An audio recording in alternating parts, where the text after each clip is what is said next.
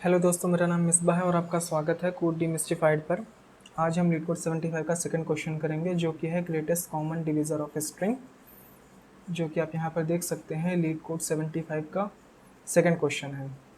तो चलिए सबसे पहले इस क्वेश्चन को समझते हैं कि ये क्वेश्चन हमसे कह क्या रहा है। मान लेते हैं हमारे पास एक स्ट्रिंग है S1 equal to ABC ABC ABC, और हमारे पास दूसरी स्ट्रिंग है ABC ABC। तो हमें लॉन्गेस्ट कॉमन स्ट्रिंग रिटर्न करनी है जिससे दोनों स्ट्रिंग दैट इज S1 और S2 बन सके बाय रिपीटिंग वन और मोर टाइम।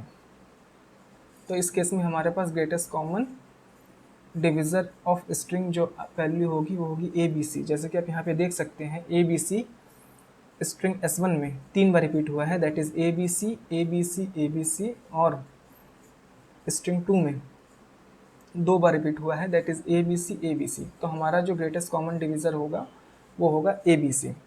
तो इस क्वेश्चन को करने से पहले हम एक बार एक एज केस समझ लेते हैं।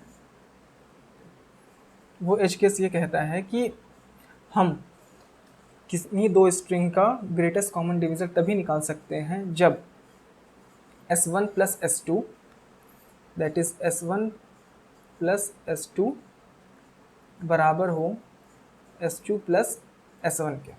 ठीक है, तभी इसका ग्रेटेस्ट कॉमन डिविज़र निकालना पॉसिबल होगा, अदरवाइज पॉसिबल नहीं होगा। ठीक है, अब एक बार देखते हैं कि ये कैसे हो रहा है कि अगर S1 plus S2 S2 plus S1 के बराबर होता है कि नहीं होता है। मान लेते हैं हमारे पास एक S1 है ABC और एक स्ट्रिंग है AB।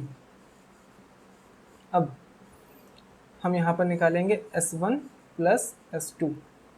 S1 की वैल्यू कितनी है ABC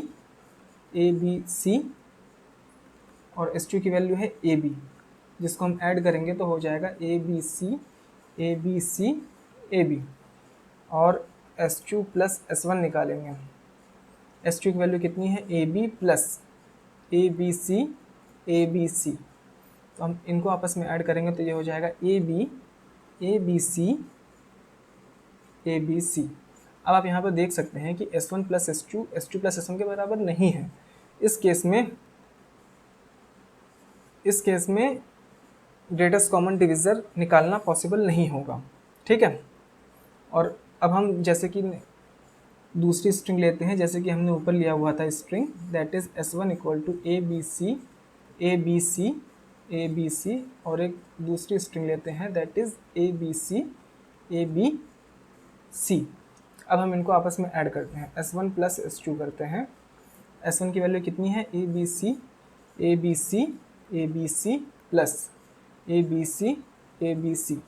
इसको हम ऐड करेंगे, ये हो जाएगा ABC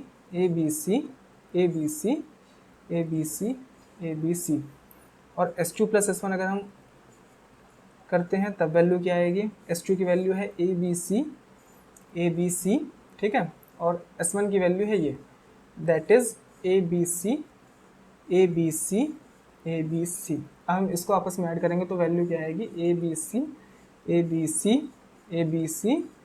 ABC।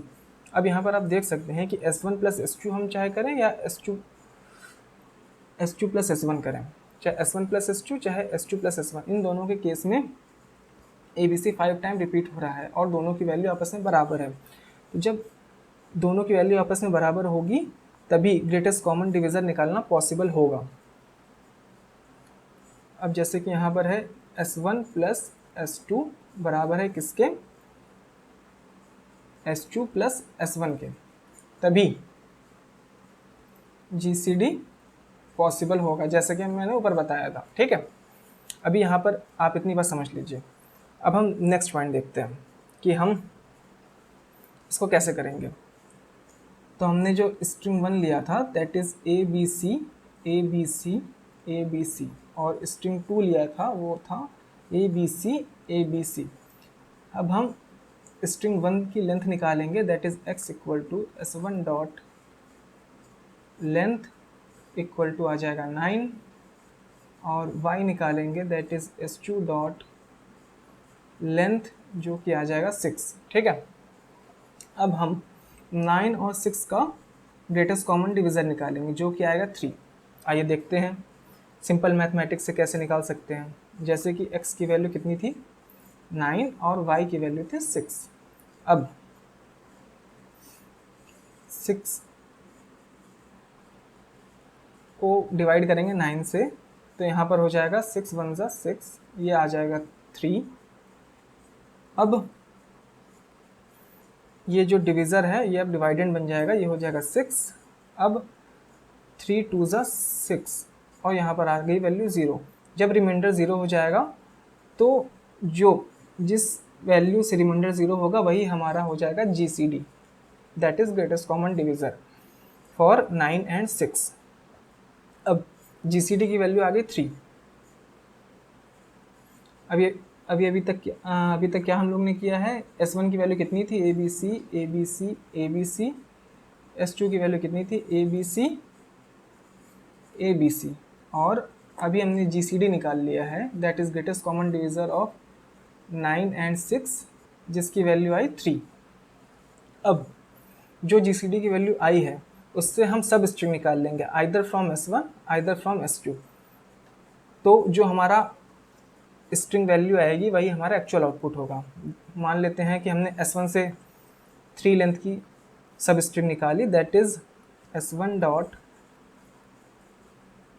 सब स्ट्रिंग 0,3। तो यहाँ पर हो जाएगा ABC either from S2 dot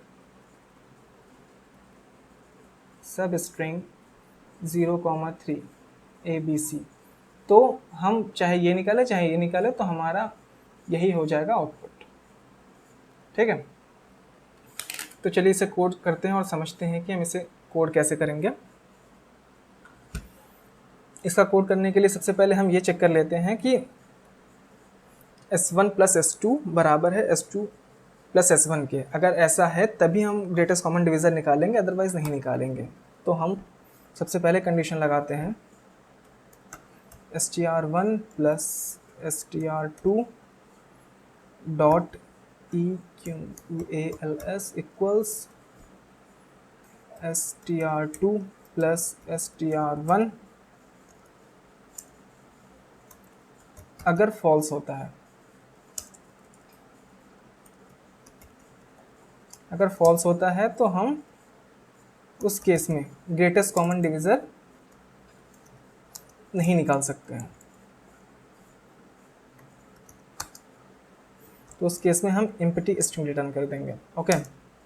अगर स्ट्रिंग 1 प्लस स्ट्रिंग 2 बराबर है स्ट्रिंग 2 प्लस स्ट्रिंग 1 के, तब हम अब क्या निकालेंगे, ग्रेटेस्ट कॉमन डिवीज़र। उसको निकालने के लिए सबसे पहले हम स्ट्रिंग 1 और स्ट्रिंग 2 की लेंथ निकाल लेते हैं।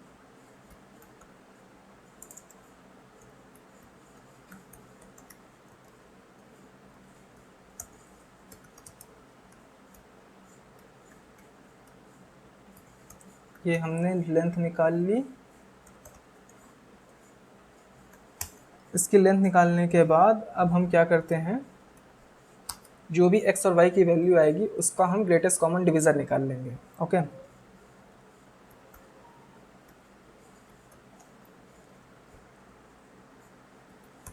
ये मेथड अभी हम लिखेंगे, ये जो GCD वाला है। और अब GCD की जो भी वैल्यू आएगी उससे हम सब स्ट्रिंग निकाल लेंगे, आइदर फ्रॉम स्ट्रिंग 1 और स्ट्रिंग 2, और वही हम रिटर्न कर देंगे simply.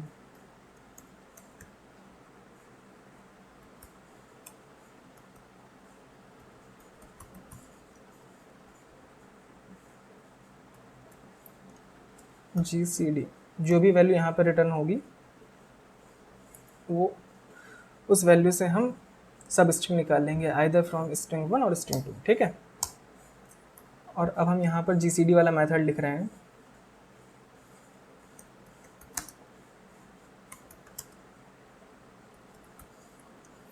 GCD of int x, int y, और यहाँ पर हम एक while लूप लगाएंगे, y मॉड्यूलस x अगर 0 के बराबर नहीं है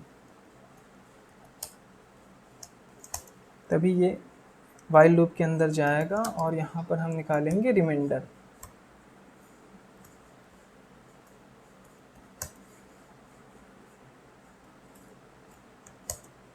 और y में हम x डाल देंगे और x में हम y की वैल्यू डाल देंगे, x में हम रिमाइंडर डालेंगे, ठीक है।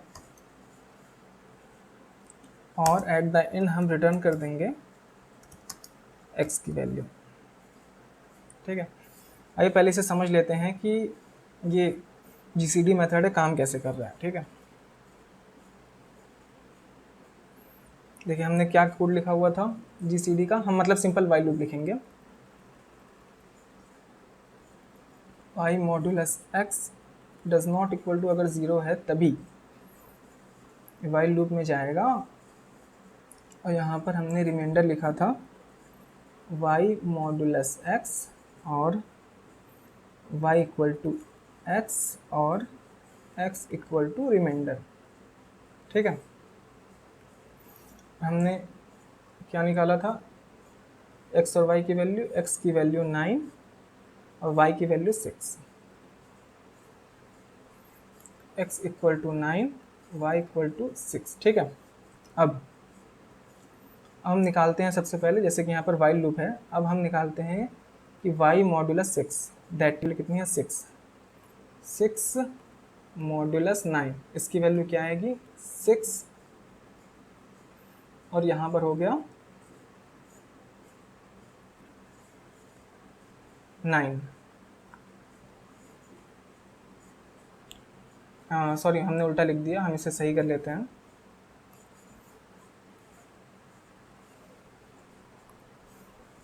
हम 6 को डिवाइड करेंगे 9 से, दैट इज 9 6, 0 टाइम्स में जाएगा दैट इज 0, यहाँ पे आ गया 6 और अब जो डिविज़र है अब वो डिवाइडेंड बन जाएगा, दैट इज 9 यहाँ पर आ जाएगा। अब जैसे कि यहाँ पर आप देख सकते हैं रिमाइंडर की वैल्यू अभी कितनी आई 6, रिमाइंडर की वैल्यू आई 6 और अब y की वैल्यू हमने x के बराबर कर दी, x की वैल्यू कितनी है 9 है, तो y की वैल्यू हो जाएगी 9 और x इक्वल टू हो जाएगा रिमाइंडर, रिमाइंडर कितना आया था 6, तो अगर रिमाइंडर 6 आया था तो x की वैल्यू हो जाएगी 6, ठीक है। अब हम डिवाइड करेंगे 6 को 9 से, ठीक है।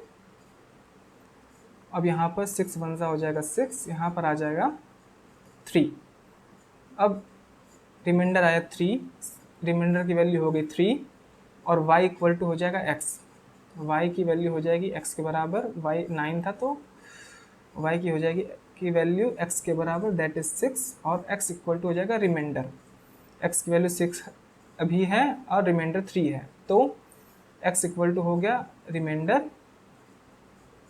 तो 6 कटेगा तो यहाँ पर हो जाएगा 3, ठीक है। अब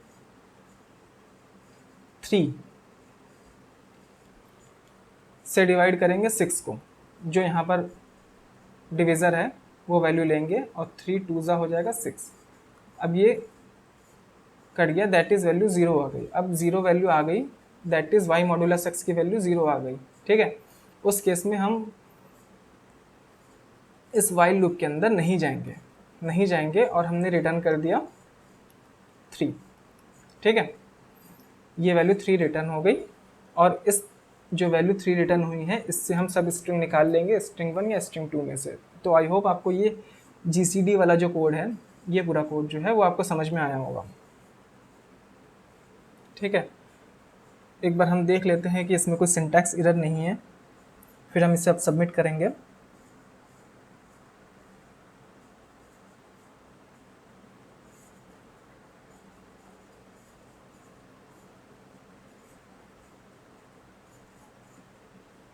तो आप देख सकते हैं हमारा कोड प्रॉपरली चल रहा है रन करने पर। अब हम इसे सबमिट करते हैं।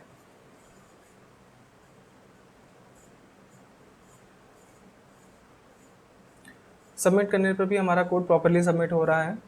तो आई होप आपको पूरा इंट्यूशन समझ में आया होगा। जैसे कि एक एज केस था कि अगर S1 प्लस S2 बराबर हो S2 प्लस S1 के, तभी GCD निकालना पॉसिबल होगा, अदरवाइज हम इम्पटी स्ट्रिंग रिटर्न कर देंगे, जैसे कि हमने यहाँ पर किया है। ठीक है, अदरवाइज GCD निकालेंगे और फिर जो GCD की वैल्यू आएगी उससे हम सब स्ट्रिंग निकाल लेंगे, आइदर फ्रॉम स्ट्रिंग 1 और स्ट्रिंग 2। तो that is all for this question. अब हम नेक्स्ट क्वेश्चन पे मिलेंगे। Thank you very much.